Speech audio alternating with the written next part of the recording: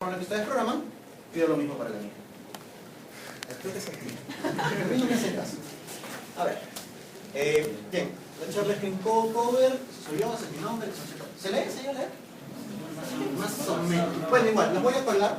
Voy a pasar por el Facebook, por el Twitter, los PPTs y también el poco código que he hecho. ¿Por qué poco código? Porque realmente es bastante simple esto. Y la sesión tiene dos partes. Clean Code, básicamente centrado en código, como dice el nombre, y Coder. Coders somos nosotros. Somos codificadores, somos desarrolladores, somos developers. Las personas que hacemos esto posible. La premisa de la charla es que cualquiera de nosotros hace código que una máquina entiende. ¿Sí? Si no, no trabajaríamos, si no tendríamos trabajo, nuestros programas no funcionarían.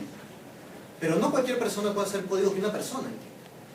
¿Sí? Esa es la premisa. Solamente quiero que entiendan eso. Se tienen que ir de acá con técnicas que les ayuden a hacer que el código pueda ser leído por personas. ¿Quién soy? Bueno, a los que les gustan los títulos, que van a ser certificados, más de 5 años de experiencia en desarrollo en Java, más de 3 años de metodologías ágiles, miembro de la comunidad ágil, de hecho, por ahí se han enterado de esto. Expositor en métodos de agilismo como este, expositor en métodos sobre Spring Framework, también trabajo bastante con Spring Framework. La empresa que me acoge, Innova Business Solution, es una empresa nacional, conformada por accionistas con más de 10 años de experiencia. Estamos en diferentes sectores. ¿De dónde viene toda la charla? Me he basado en 2 libros y en 2 conferencias a raíz de estos libros, que ha dado mucha gente. Uno de ellos el autor, Robert C. Martin, el tío Bob, para los que no. Clean Code, nuevamente, la primera parte de la charla, y Clean Code. Le escribí un correo y solamente puse 4 palabras. Gracias, gracias, gracias, gracias. Nada más. No dije más. Me respondió, por cierto. ¿De qué va todo esto? Las 2 sesiones. Clean Code. El principio Solid. El principio Solid no está cubierto en el libro, pero me parece muy importante porque rige toda la mecánica de lo que es Clean Code. El movimiento Craftsmanship, se han escuchado de eso. O sea, entonces el movimiento agilista, consecuencia del movimiento agilista salió en el Craftsmanship.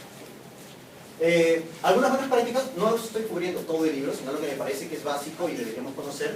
Buenas prácticas para nombres, para parámetros de funciones, para llevar los comentarios y para las funciones en sí.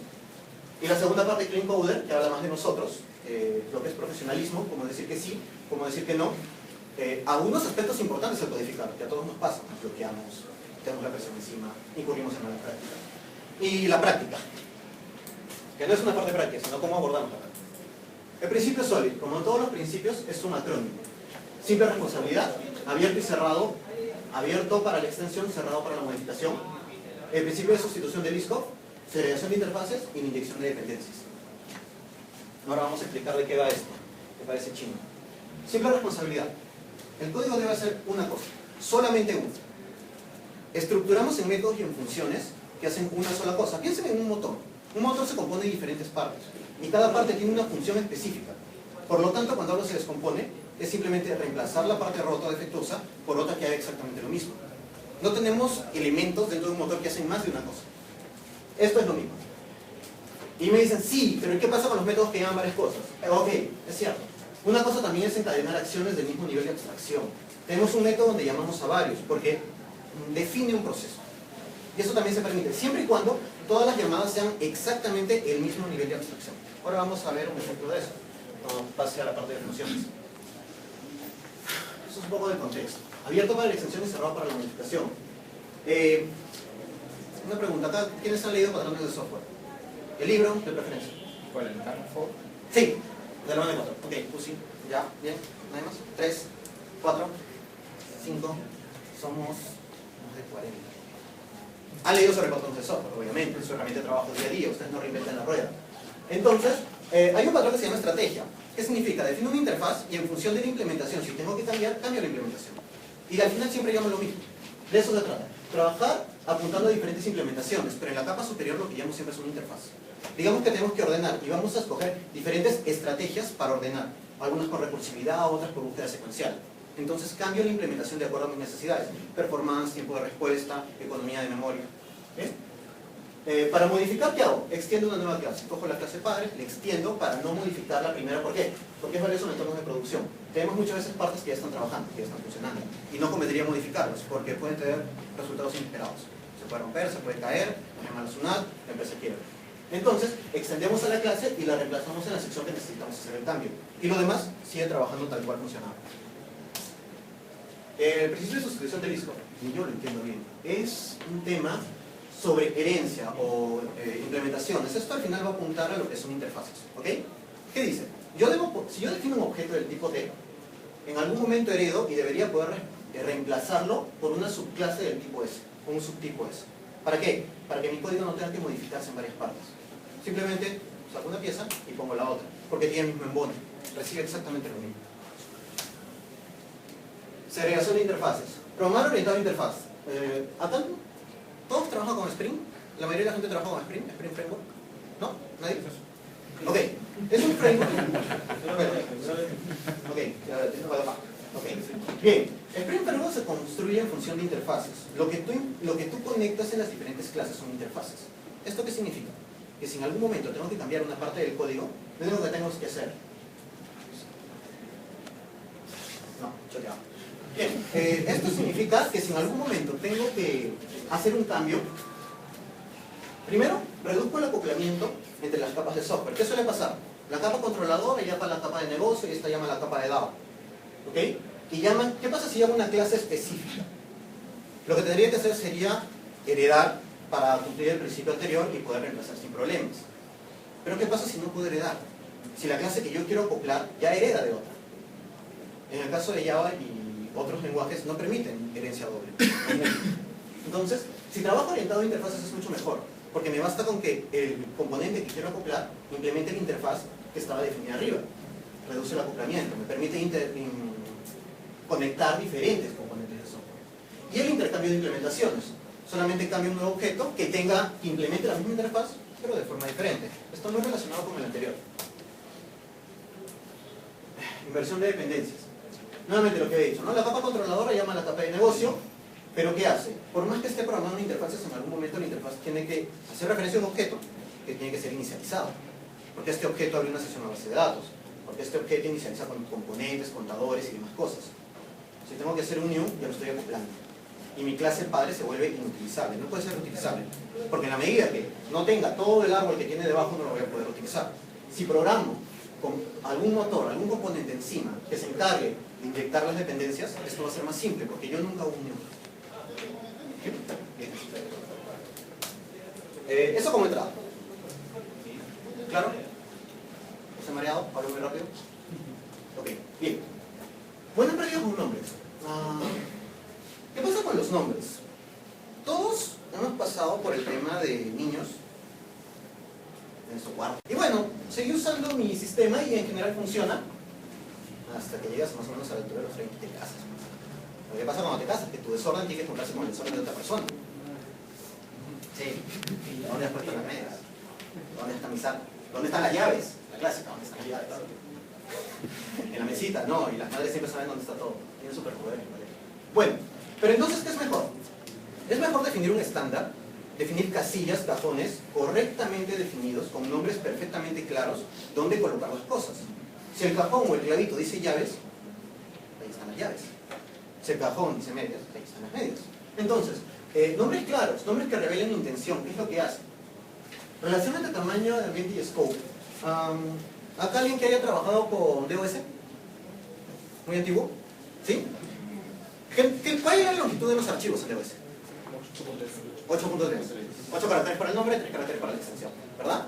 Y si tenías que grabar un archivo que se llamara Balance General 2008, ¿qué nombre le ponías? Si tienes una restricción de 8 caracteres. BG 2008. Exacto, y puedes pronunciar eso. No. Te basas en una convención, en un nombre que en algún momento puede cambiar. Un amigo mío, Abner, cuenta una historia sobre una variable llamada imprenta. Habían desarrollado todo un sistema y la variable se llamaba imprenta. Tal la conoce. Y un día así ya el sistema había sido entregado y decían, la imprenta, qué raro, será donde mandan a hacer las facturas. Debe ser el código de la imprenta donde hacen las facturas. Y un día conversando con el analista le preguntaron, oye, ¿y la variable imprenta para qué sirve? ¿Qué la usan? No, imprenta. Y dice, claro. Y le enseñó el campo de la base de datos, un campo en base de datos. Y dijo, no, es el impuesto a la renta. Y ese es el punto. Y es porque no tenía el contexto suficiente y porque el nombre se prestaba a malos ejemplos. Entonces, ahora ya no tenemos la limitación de 8 caracteres, ahora podemos poner el nombre que queramos. Una cosita. Sí, Lo malo es de que he encontrado desarrolladores de Oracle que siguen colocando nombres de tablas y de columnas de 8 caracteres. Claro. Sí, es cierto. Es un hábito. Conversando todo esto con mi equipo de trabajo, al que no logro convencer del todo, así que en casa del herrero cuchillo de palo. aún no logro convencer a todos mis desarrolladores. Hubo uno que me dijo algo muy importante. Me dijo, sí, lo que dices está bien, te creo, pero no hay tiempo. Y es como vencer un mal hábito. Yo le dije, exacto, ese es el punto. Es un mal hábito. Es una mala costumbre. Tienes 5, 6, 7 años con esos malos hábitos. Y se han convertido en parte de ti, en parte de tu mecánica de programar, tu forma de codificar. ¿Cuál es la única forma de vencer un mal hábito? Todos lo conocen. ¿Quién ha intentado dejar de fumar alguna vez? ¿Cuál es la mejor forma? Decisión. Es una opción. Decisión, disciplina, otro buen hábito. Y obligarme a hacerlo. Tengo algún recordatorio. Robert C. Martin, en la charla, en la conferencia en la que presentaba esto, dice que tiene una bandita verde. De hecho, dice que en Go. Dice que cada vez que está así, que piensa que va a tener que escribir algo malo, dice que siente como si la bandita le hablara y le decía, oh, no, no, tú no vas a hacer eso, no vas a dejar de hacer eso. En serio. El tipo está loco, eso sí. ¿Vamos a cerrar esto? Uy. Tenía que ser ya. Sí, tenía que ser ya. La JRE, sí, de Windows 7. Vamos a esperar que reinicie. Bueno, ¿a qué voy?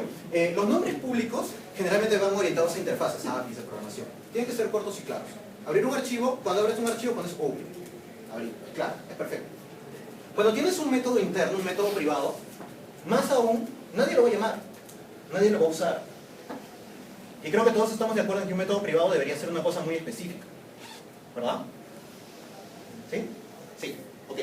Entonces no deberíamos sentir miedo de darle el nombre tan extenso como necesitemos, porque solamente vamos a ser usado en un punto, en un ambiente muy específico. El nombre debe representar qué tan específico debe ser el método de la función que estamos haciendo. Por ejemplo, habíamos hablado de ordenamientos. Ordenar arreglo de números primos con un método con quicksort, por ejemplo. El método es privado, nadie lo va a usar. Y esto es llamado dentro del método ordenar. La gente va a llamar al método ordenar. Los interiores de la interfaz. ¿Cómo definimos esto? Nos compete a nosotros. Y eso es a lo que me refiero con el primer punto, que decía, es inversamente proporcional al ámbito, al scope. Mientras más reducido es el scope, más exacto y preciso debería ser el nombre, para evitar confusiones. Bien, ahora sí que va. No voy a disculpar que el código no compile, porque no era la idea que compile, sino mostrar simplemente temas o nombres. Nombres. Aquí está. Bien. Por ejemplo, acá se llaman nombres. Habíamos hablado hace un poco, me comentaste un tema de que los desarrolladores de Oracle seguían haciendo. Y te pregunté si podían pronunciar el nombre del archivo. No podías. Y seguimos programando así. Alguien puede, bueno, no sé si se alcanza a leer, pero es DTA RCR D102. Alguien puede tener una conversación coherente invocando este objeto diciendo, me he equivocado en la implementación del... Claro, o sea, GenGMDHMS. Toma, dale. ModGMDHMS. Creo que con algo de contexto se entiende que esto es para generación de año, mes, día, hora, mes, segundo. Con algo de contexto. Si conoces el código, si conoces el sistema, pero te puede pasar lo de la imprenta. Y puedes desarrollar todo un programa pensando que un registro hace referencia a una entidad cuando realmente hace referencia a un valor contable. Sin hablar de los problemas que podría generar. PESKIN 102. Vamos a ver por esta nueva clase. Esto no se llama Data Record 102. Un registro de base de datos. Se llama Customer. Claro, personas de un cliente. La fecha, generación del timestamp. Un timestamp implica año, mes, día, hora, mes y segundo. Es claro, generación del timestamp incluso me dice el tipo de dato que voy a generar. Modificación del timestamp, es más claro todavía. Record ID 102. Esto es el nombre de la columna probablemente, y por llave primaria debe ser un ID. Acá me dice identificación del ID. Es claro, no necesito contexto. Leo el código y entiendo lo que estoy haciendo. No tengo necesidad de preguntarle al senior que tiene 5 años acá y que debe estar harto de las preguntas de todos los cachorros que llegan. Que entiendo. Y cachorros de 10 o 20 años programando. Gente con experiencia. Pero que tienen que preguntar porque no tienen el contexto para leer eso en una sociedad.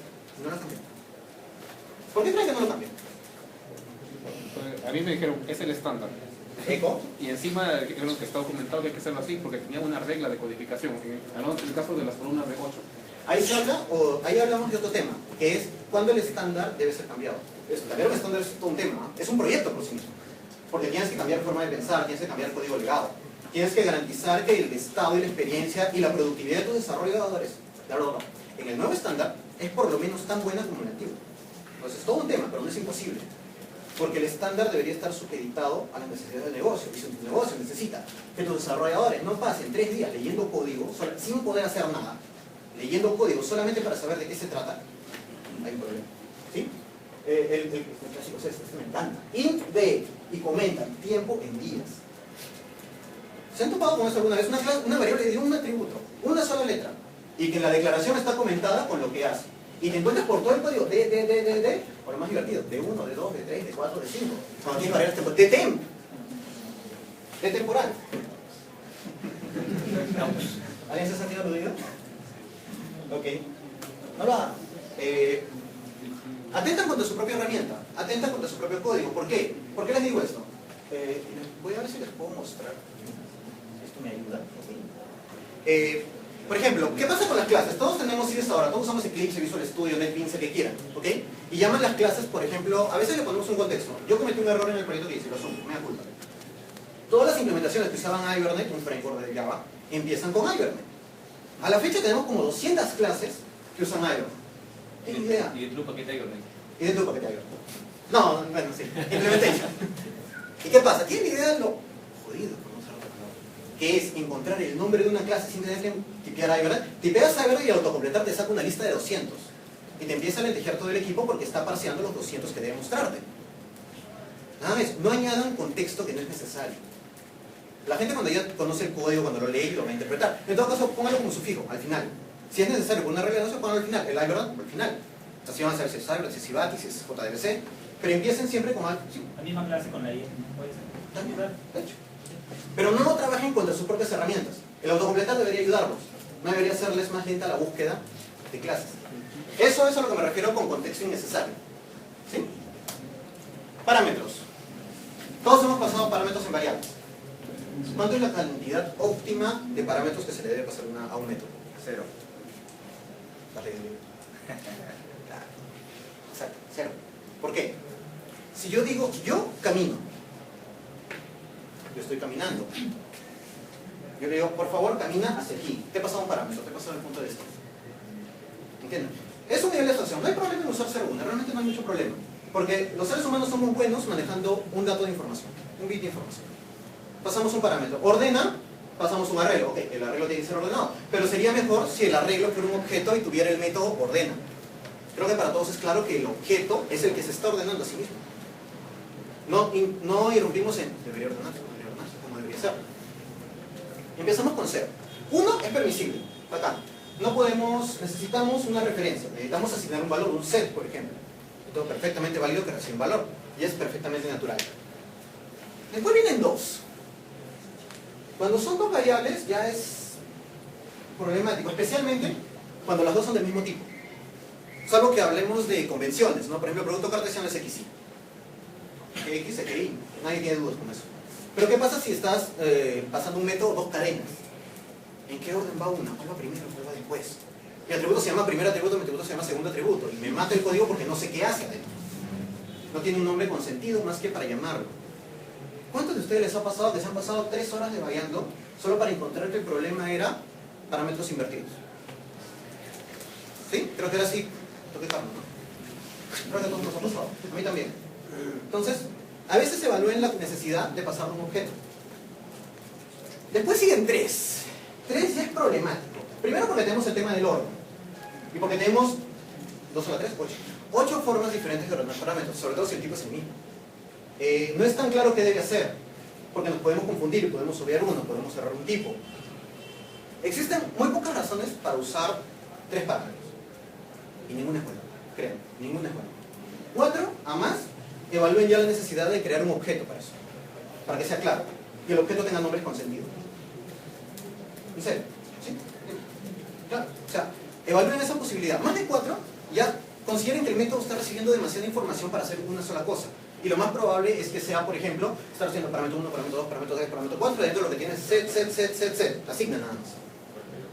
¿Sí? Entonces, a veces lo mejor es construir un objeto, pasarlo y que adentro de hecho el mismo código se autodocumenta. Implica cálculos, pero va a recibir el mismo objeto porque el atributo es de dentro. ¿Sí? El tema del orden ya lo vimos y claridad. Vamos a ver un ejemplito con parámetros.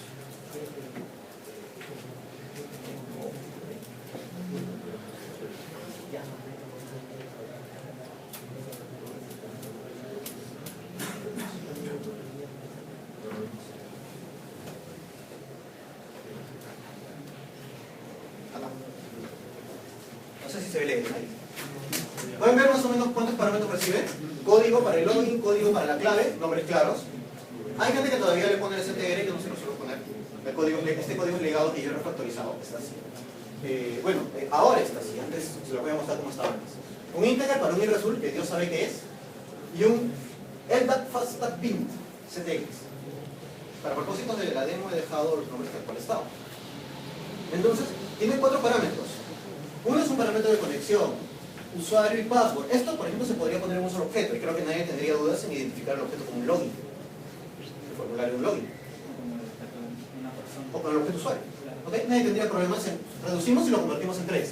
In result, esto lo podríamos convertir en el valor de retorno, simplemente. Y lo sacaríamos, y ya nos quedaríamos con 2.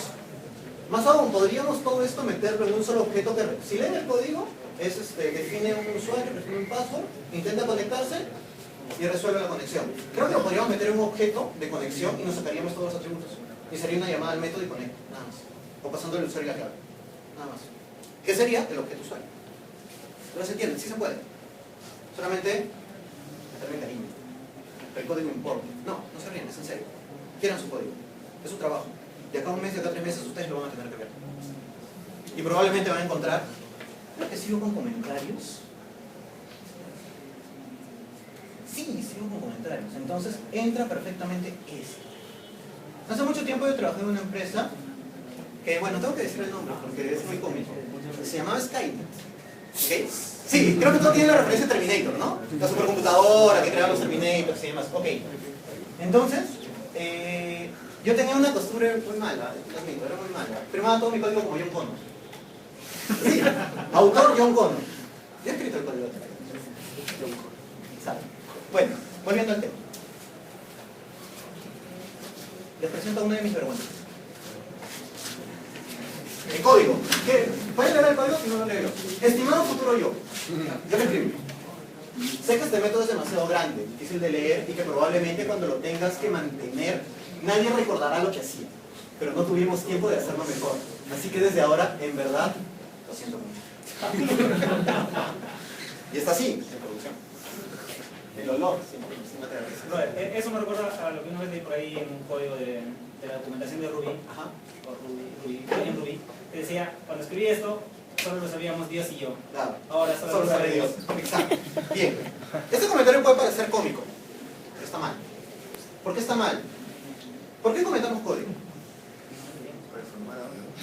¿Perdón? Para informar a otra persona. Ok, pero hace un momento hablamos de variables con nombre, sentido. Entonces, otra pregunta abierta, al aire. ¿Han encontrado todos a la hora de modificar código comentado? ¿Cierto o no? Sí. ¿Cuántos de ustedes después de hacer la modificación han verificado que el comentario diga lo que el código sigue haciendo? Y mantienen el código, obviamente, ¿no? Porque el código dice y transmitimos información de lo que debe seguir haciendo el código. ¿Cuántos de ustedes hacen eso? ¿Borra comentario? ¿Qué más? Eso es mejor que dejarlo. Y un refactoring así chiquito para poner nombres. La versión de la clase. Claro, exacto. Muy poca gente actualiza los comentarios. ¿Y esto qué logra? Logra desinformación. Tenemos un comentario que dice algo que el código no tiene ni idea de que sea. Peor aún, a veces comentamos al interior del método. Y lo comentamos, obviamente, arriba de lo que queremos modificar. Y hay gente que viene y empieza a agregar líneas entre el comentario y lo que quería decir. Al final el comentario está acá y lo que hacía realmente está 20 líneas más abajo, o 3 pantallas más abajo. Si es un método como el que les voy a mostrar ahora. Los comentarios son una falla. ¿Sí? Así es simple, son una falla. Pero una cosa, una vez tuve un proyecto. Ajá. Y había una especificación general de por qué un cálculo de seguros era de tal manera, pero ya luego yendo con la gente usuaria, con el analista senior, me dicen, sí, la regla es así, pero hay esta cosa, hay que implementarlo de esta manera. Entonces, lo que ellos me decían era contraintuitivo contra el sentido común. Entonces, tuve que colocar una línea, ahora recuperamos esta variable para efectuar este cálculo porque la regla dice así. El comentario sí está bien para eso. El comentario tiene que decirnos por qué, pero no qué. Un comentario no debe decirnos qué hace el código, pero sí puede decirnos por qué lo hacemos. Por ejemplo, un buen ejemplo de comentario sería, tengo pruebas unitarias. Acá todos hacemos pruebas unitarias, obviamente, ¿no? Y siempre las hacemos. Digamos que por ahí hacemos una prueba de estrés y le queremos meter chamba a un algoritmo recursivo, que por alguna cosa no lo hemos podido modificar, pero por más de 30 valores se dispara a 3 horas. Y son 3 horas poniendo la prueba, 3 horas que no tenemos. Específico no puedo especificar el método, pero el por qué, eso sí está muy bien. Eso sí es claro. Los comentarios tienen que decir por qué, más no qué. ¿Sí? Un comentario que dice que... Sí, adelante. Pero eso también depende del lenguaje, porque el lenguaje es el que por sí no te ayuda mucho, ¿no? Por ejemplo, creo que hice una prueba en Python para llamar expresiones regulares y el paquete se llama RE. RE no te dice qué es. En cambio, ya obviamente las clases están bien ¿Y puedes extender la clase? En Python no probé mucho, solamente hice lo básico. Claro, pero, o sea, por ejemplo, podrías encapsular esa función en una función tuya que tenga un nombre correcto. ¿Eso sería duplicar funcionalidad? No, porque estás encapsulando. Claro, Tu funcionalidad no lo hace. Encapsulas es que agregas algo más a la funcionalidad que ya tienes. Sí, porque tú puedes encapsular para definir niveles de abstracción. ¿Sí? Por ejemplo, una interfaz o una clase que implemente varios métodos. Vamos a ver ahora uno, mejor, hacemos de una vez así. A ver, primero les muestro mi vergüenza, ya para que vean algo que nunca deben hacer, por favor. Esto lo hice yo, con sueño, cansado, con deadline, y está muy mal. Y hasta ahora no lo hemos refactorizado. Vamos a ver, esto empieza ahí.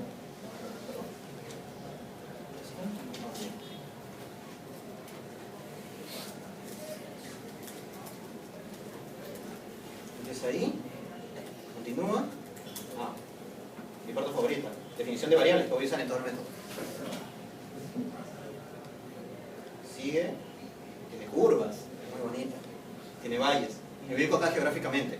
Después del quinto valle, la quinta loma dentro del for. Y continúa. Hasta acá. Es un método de 387 líneas. Una cosa chiquita. Cada vez que alguien tiene que hacerle mantenimiento a esta cosa, ¿tienen idea de cómo sufre? Lo tenemos que ubicar geográficamente. Después del quinto valle, dentro del for donde se asigna el valor a la A. Ahí es. Mi definición está mal porque mi definición es geográfica. En la Tierra eso funciona porque las montañas no cambian. Pero alguien mañana me cambia otra cosa y mi quinto if voló. Y mi quinto if es 40 líneas más abajo. No sirve. Exacto, lo perdí totalmente. ¿Bien? Eso es lo que nunca deben hacer. La identificación del código debería ser otras funcionalidades. Modifica el método que calcule el impuesto a la renta. Creo que es claro. Y lo más probable es que busquemos el método que calcule el impuesto a la renta. No hay mucho contexto que dar. No tenemos que decir, navegue en la línea tal, porque la línea tal puede haber cambiado en el tiempo. Alguien la modificó y nosotros no sabemos. Por ejemplo. Esto lo copié del libro Clean Code. ¿Quién es mío? Esto es un ejemplo de un buen comentario, ¿no? Esto es nuestro mejor intento de tener una condición de carrera en una prueba de hilos. Saben que disparar condiciones de carrera adrede es muy complicado. No hay forma de predecirlos. Creando un número grande de hilos. O sea, ¿qué es lo que han hecho? Han creado 25.000 hilos y los han disparado. Es su mejor intento para crear una condición de carrera. Cuando venga alguien y lee el código a decir, oye, ¿por qué hacen esto? Por esto. Están intentando crear una condición de carrera y por eso es esta línea, por eso esta línea es importante. Y no lo va a borrar, lo va a dejar. No va a borrar ese comentario. ¿Lo borrarías? O lo meteríamos un método en todo caso, ¿no? Crea condición de carrera. Y eliminamos el comentario. Bien. Entonces, buenos comentarios dicen por qué. Nos ayudan, nos dan información. Los malos comentarios distraen, desinforman, que es más perjuicioso todavía. Dicen, no, es muy peligroso ir a buscar hongos al bosque si no sabes diferenciar los buenos de los malos. Porque puedes estar llevando hongos venenosos a tu casa. Un comentario es un fallo. Hemos fracasado en expresar en código lo que queríamos hacer. Y por eso necesitamos un apoyo en lenguaje natural para indicar. Entonces no es un motivo de orgullo. Para mí no lo es. Bien. Funciones, acá vemos la parte divertida. Único nivel de abstracción, ¿ok? Las funciones deben indicar un único nivel de abstracción. Cuando hablamos y decimos, voy a encender el auto, ingreso el contacto a la llave y la giro, no digo más. Me abstraigo totalmente de qué hace el motor, los pistones se mueven, las bujías detonan, la transmisión empieza a girar. ¿Sí? Me abstraigo totalmente de eso, solamente enciendo el contacto. Cuando voy a encender la luz, aprieto un interruptor. No entro en detalles de física, de transmisión eléctrica, de si luz del sur en este momento me está facturando mi consumo. No, no entro en esos detalles. Tengo un único nivel de abstracción. Los métodos deben hacer exactamente lo mismo. Tienen que tener un único nivel de abstracción. Deben hacer una sola cosa. Y deben tener nombres claros. Mientras menor es el scope de un método, el ámbito, mayor debe ser el nombre para no generar confusiones. Vamos a ver acá. Esto es un código que hace... Esto es una clase que tiene una única función. Hemos comentado algunas cositas. tenemos. Para los que han trabajado con Struts lo van a reconocer, pero básicamente esto es una pantalla web que se está capturando. Define direcciones, que no están los nombres correctos. Después de eso, para saber qué está haciendo, ¿no? Iniciamos el arreglo de servidores, acá hace algo más, que si no a veces los explico, nunca lo van a entender. Inicializa conexión al LDAP. Acá, esto es bonito, si está dentro del método este, hay otro if. Y sale un 0. Vamos a comentar esto. Presten atención a lo que estoy comentando, ¿no? Y resuelvo. Ok. Si esto es, llamo a base de datos, verifico el usuario, me conecto a un SAP, este sistema usado SAP, y hago algo más al final, imprimo un mensaje de error. Son 114, sí, relativamente corto para lo que veo, 114 líneas. Pero hay una trampa en este código. Creo que todos cuando han logueado, a veces como no necesitan password, bypassean el Active Directory, ¿no? Y ya ponen lo que sea y entra al sistema para empezar a probar, para no tener un usuario, o para probar con diferentes roles. Resulta que este código hace exactamente lo mismo. Y lo hace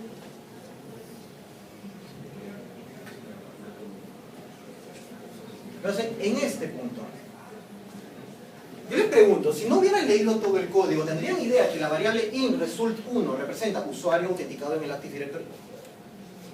Y si les toca comentar esto, lo descomentan y lo mandan hacia producción. ¿Saben lo bonito que sería que en una aplicación donde todo el mundo puede ver el sueldo de todos, no te pida password? ¿Qué pasó?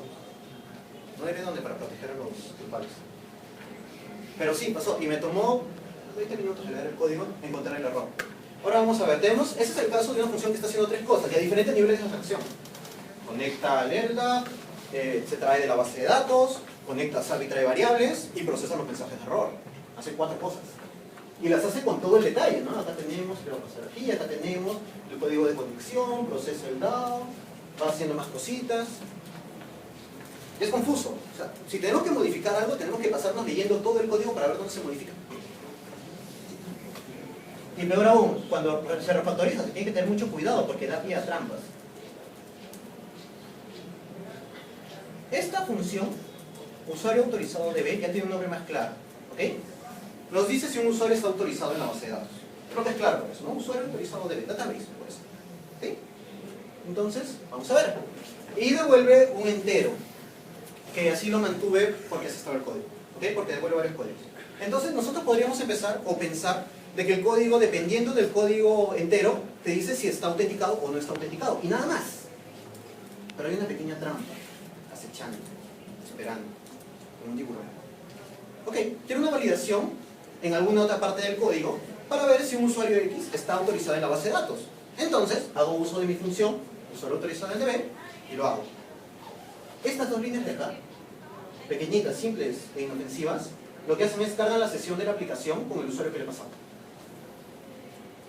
Entonces, mi validación se convierte en un inicio de sesión para el usuario que yo le paso.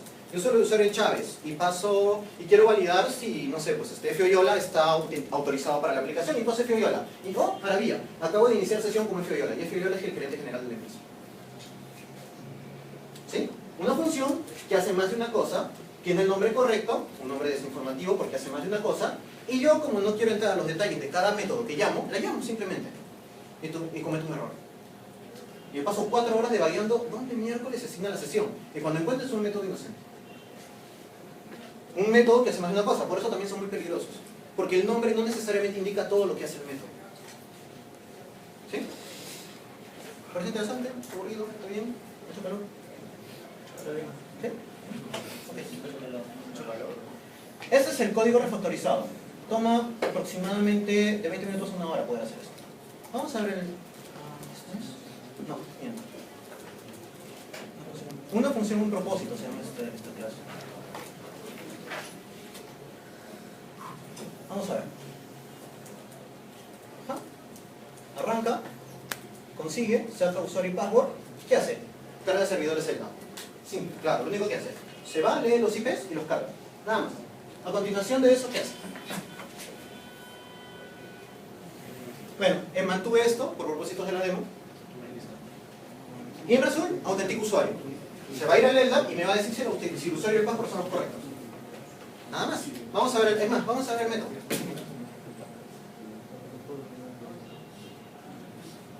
Todo esto es el método. Chapa los IPs. Por cada uno, conecta al LDAP. Este es otro método que cree conectar al LDAP, que lo único que es establecer conexión. Autentico el usuario del LDAP y sale. Nada más. No hace más. Si alguien quiere saber si el usuario y la clave de un usuario funciona, no tiene nada más que hacer que llamar a este método. Porque este método le garantiza que solamente hace una cosa. Conecta al LDAP y te dice si el usuario y el password corresponde. Nada más. Es totalmente inofensivo. El nombre lo define. El nombre te dice qué es lo que va a hacer. A continuación, obtiene si es usuario autorizado. Valida. Esto, por ejemplo, este es otro tema, los ifs. ¿Ustedes consideran que valdría la pena hacer un método solo para este if? InResult igual a 1 y usuario es diferente de null. ¿Valdría la pena o no valdría la pena? Algo. Es una sola línea de código, nada más. No, ok. La verdad es que sí. Ustedes saben que esto significa que un usuario es autenticado y que un usuario existe en la base de datos porque yo se los he dicho. Pero cuando lleguen y se enfrenten a este método sin saberlo, van a tener que entrar al detalle de aquí para saber qué significa cada una de estas cosas. Sin embargo, si yo lo encapsulo en una funcionalidad que dice usuario autenticado y autorizado, if usuario autenticado y autorizado, no tengo que ponerme a pensar qué hace este if. ¿Cuántas veces les ha pasado que están debatiendo en cuenta un if inmenso y se ponen a evaluar las posibilidades de en qué casos es sí y en qué casos es no? Para ver dónde entra aquí y dónde entra aquí. Puede ser un poco más legible porque el int result, o sea, Sí. la variable debería ser un boolean, esa nota. Exacto, debería ser un boolean. ¿Ya sé? Y Sí, no es más legible, o sea, validó o usuario válido. exacto. También. Ahora, esto funciona particularmente cuando tienen ifs de 3 o 4 condiciones. Donde no hay forma ya de, o sea, por más que las variables sean legibles, tienes is, os y demás cosas.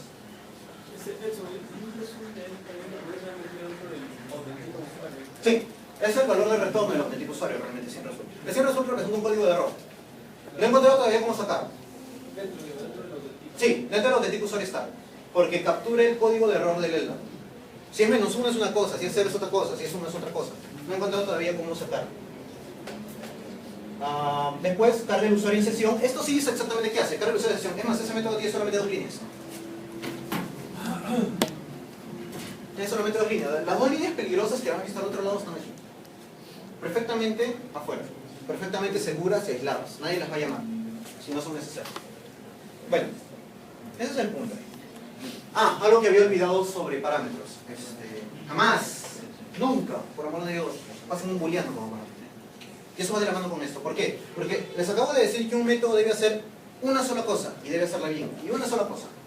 Cuando ustedes están pasando un booleano, vamos a hacer que sea un set, a una función, están gritando de que esa función hace 2 cosas.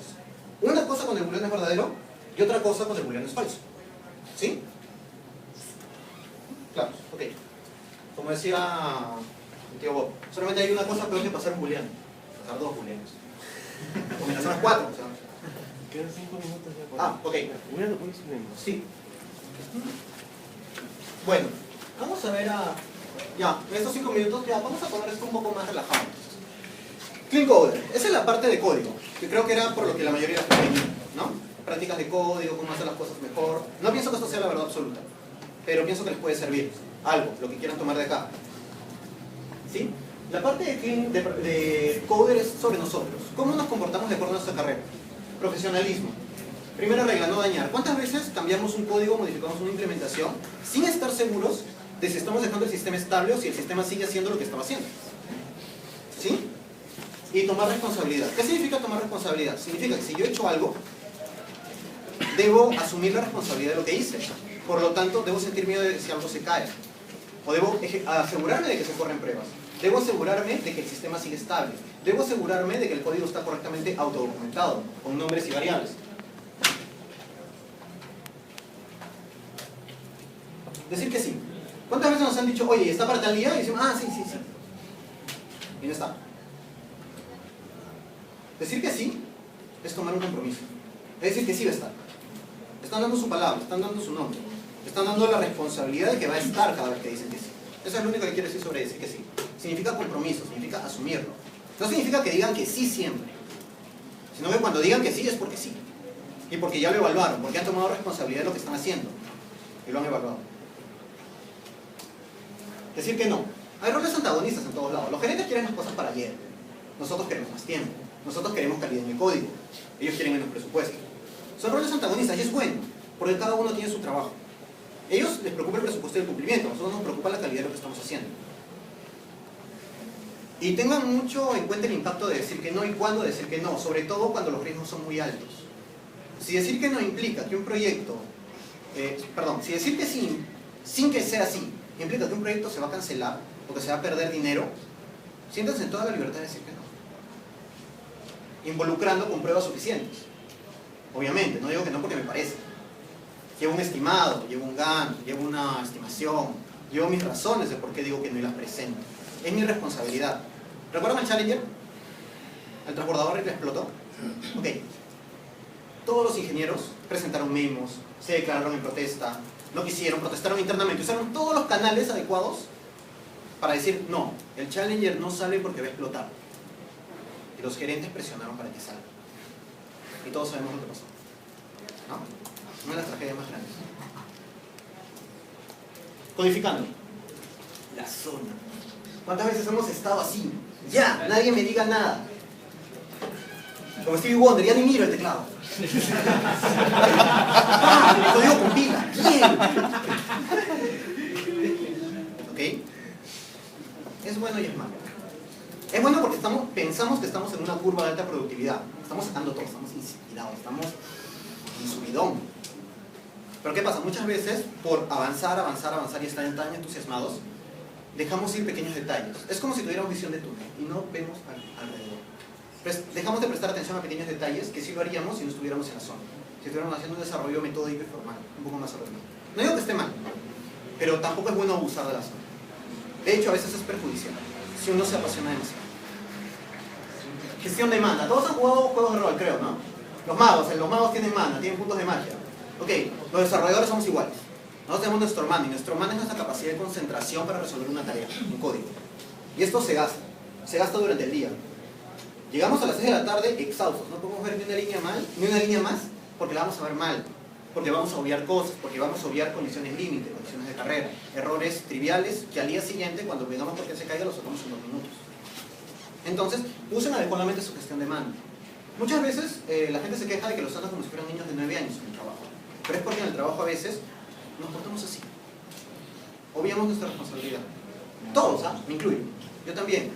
A veces estoy en Facebook, puede ser otra cosa diferente. No tomo responsabilidad. ¿Creo que acabó?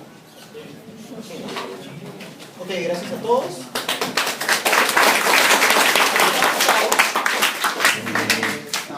Si les ha gustado, les interesa llevar esta charla a su trabajo, escuela, grupo de amigos con los que programan en el garaje de su casa, avísennos. Al final les van a dar unas tarjetitas. Ahí está nuestro correo de contacto.